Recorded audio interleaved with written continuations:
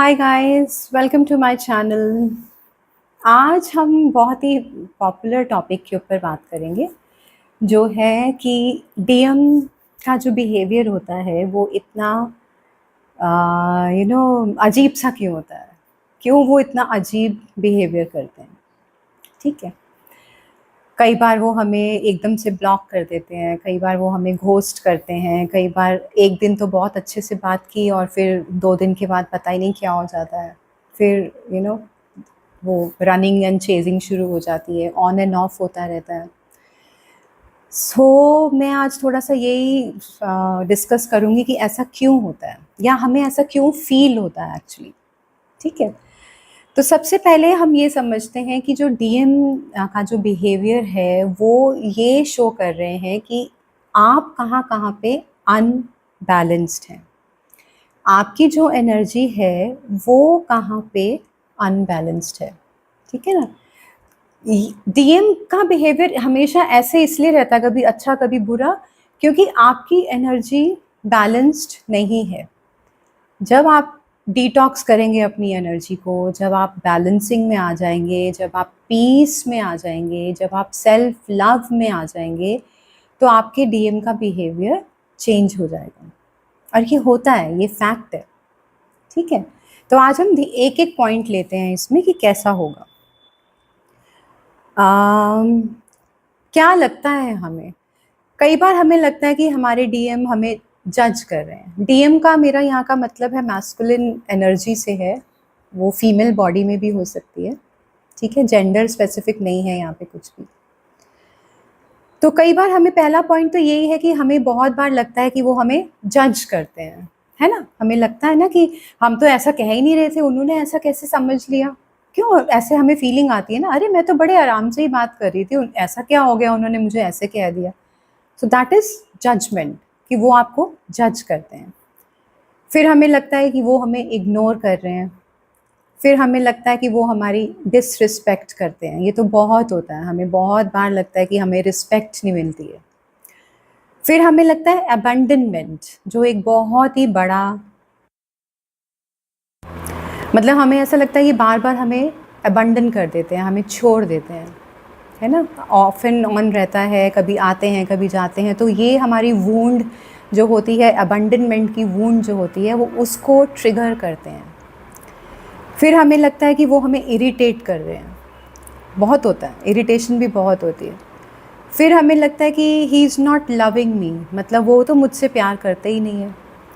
फिर होता है कि अनवर्दीनेस, कि हमें एक फीलिंग आती है कि मतलब कि क्या मेरी वर्थ कुछ नहीं है, मतलब मेरी ज़ीरो इम्पोर्टेंस है इनके आगे, तो वो वर्थ नहीं लगती हमें। फिर हमें लगता है कि I am not good enough, इसका ये मतलब है कि क्या मैं गुड इनफ़ नहीं हूँ, क्या मैं इस लायक नहीं हूँ। वो जो एक गुड इनफ़ की फीलिंग आती है ना, कि शायद हो सकता है मैं इस लायक ही ना हूँ, वो ट्रिगर करते हैं वो। फिर वो आपसे झूठ बोलते हैं। फिर वो आपको कई बार चूज़ नहीं करते, वो आपके बजाय अपने दोस्त को चूज़ करते हैं, या अपने कार्मिक को चूज़ करते हैं, या अपनी गर्लफ्रेंड को चूज़ करते हैं, आपको चूज़ नहीं करते हैं। आपको प्रायोरिटी नहीं देते, ये भी बहुत इम्पॉर्टेंट है। हमें ये फ़ील होता है कि हमें प्रायोरिटी नहीं दी जा रही है। उनके लिए तो उनका काम इम्पॉर्टेंट है, उनके लिए तो उनके माँ बाप इम्पॉर्टेंट है, उनके लिए उनके दोस्त इम्पॉर्टेंट हैं, पर मैं प्रायोरिटी पे नहीं हूँ। ऐसा लगता है ना हम लोगों को। तो ये जितनी भी चीज़ें मैंने आपको बताई कि हमें ऐसा ऐसा ऐसा ऐसा बिहेवियर लगता है उनका, वो इसलिए लगता है क्योंकि वो हमारे अंदर ही है। आई एम सॉरी, ये बहुत लोगों को शायद बुरा लग सकती है चीज़, लेकिन आपके जो डीएम होते हैं वो आपको आप ही की असलियत, आप ही की कमियां, आप ही का वो एरिया जहाँ पे आपके दुख हैं, जहाँ पे आपका पेन है, जहाँ पे आपकी लैक मेंटालिटी है कि मेरे में कमी है, मैं इनकम्प्लीट हूँ, है ना, जहाँ पे आप सेल्फ लव में कमी है आपकी, वो सारे एरियाज़ वो दिखाने आते हैं। इसीलिए हमें लगता है कि उनका बिहेवियर अजीब है, लगता है हमें। और ये शुरू शुरू में बिल्कुल ही लगता है, सबको लगता है। हम हैरान हो जाते हैं कि ऐसा कैसे कर दिया, ऐसा कैसे हो गया, ये सबके साथ होता है ये। बट एक्चुअली में वो आपकी अनबैलेंस्ड एनर्जी होती है जिसकी वजह से वो ऐसा बिहेवियर शो करते हैं। तो इन सब चीज़ों को, जो जजमेंट है, जो वो इग्नोर करते हैं, जो हमारी डिसरिस्पेक्ट करते हैं, जो हमें अबंडन कर देते हैं, इरिटेट करते हैं, हमें प्यार नहीं करते, हमें अनवर्दी फील करवाते हैं, हम गुड इनफ नहीं हैं, हमें ये फ़ील करवाते हैं, हमसे झूठ बोलते हैं, हमें चूज़ नहीं करते, हमें प्रायोरिटी पे नहीं रखते, मतलब हमें इम्पोर्टेंस नहीं देते। ये सब चीज़ें हमारी तभी हील होंगी या तभी उनका बिहेवियर चेंज होगा जब आपकी एनर्जी बैलेंस हो जाएगी। अभी आपकी खुद की एनर्जी इतनी ज़्यादा हाई रहती है, चेजिंग एनर्जी में रहती है, मतलब आप ऑब्सेसिव जैसे होता है ना, हम ऑब्सेशन में आ जाते हैं अपने डीएम के साथ, पीछे पड़ जाते हैं उनके, इसीलिए वो भाग जाते हैं, वो डर जाते हैं, उनके भी फियर्स एक्टिवेट हो जाते हैं। तो जब तक आप अपनी एनर्जी को बैलेंस नहीं करेंगे, जब तक आप अपनी एनर्जी को डिटॉक्स नहीं करेंगे, जब तक आप सेल्फ लव में नहीं आएंगे, जब तक आप न्यूट्रलिटी होता है कि 0 पॉइंट, हाई और लो में नहीं जाना, बैलेंस में, एक स्ट्रेट लाइन होती है ना, न्यूट्रल हो जाते हैं जहाँ पे।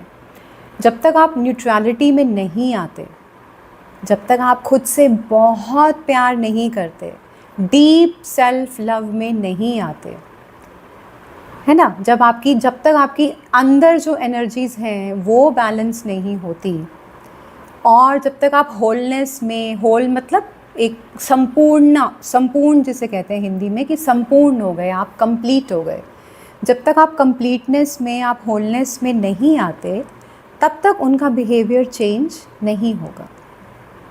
ठीक है गाइस?